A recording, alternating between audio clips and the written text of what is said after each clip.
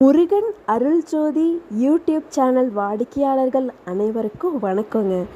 இன்னைக்கு நாம் பார்க்க போகிற மிக முக்கியமான பதிவு அபிராமி அந்தாதியின் பாடல் 54.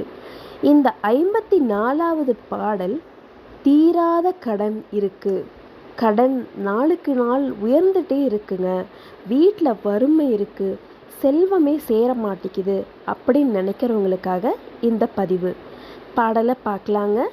அதுக்கு முன்னாடி ஒரு லைக் பண்ணிக்கோங்க. கடன் தீர இந்த பாடல். இல்லாமை சொல்லி ஒருவர் தம்பால் சென்று இழிவுபட்டு நில்லாமை நெஞ்சில் நினைக்குவிரேல் நித்தம் நீடுதவம் கல்லாமை கற்ற கயவர் தம்பால் ஒரு காலத்திலும் செல்லாமை வைத்த திருபுரை பாதங்கள் சேர் மின்களே அப்படிங்கிறது இந்த பாடல் 54. பாடலுக்கான விளக்கங்களை பார்க்கலாங்க. பாடல் பாடுவதற்கு முன்னாடி நம்ம வீட்டில் இருக்கக்கூடிய ஏதேனும் ஒரு அம்பாள் படத்துக்கு 2 அகல் விளக்கு ஏற்றிட்டு தொடர்ந்து 48 நாட்கள் செய்யும்பொழுது நம்ம வீட்டில் இருக்கக்கூடிய கடன் பிரச்சனைகள் முற்றிலுமாக நீங்குங்க. என்னங்க, ஒரு பாடல் பாடுனா நம்ம கடன் பிரச்சனை தீருமா? கண்டிப்பாங்க. நம்பிக்கையோடு நம்ம செய்யும் பொழுது அதற்கான வழி கண்டிப்பாக நமக்கு பிறக்குங்க. வாங்க, பாடலோட விளக்கம் உங்களுக்காக.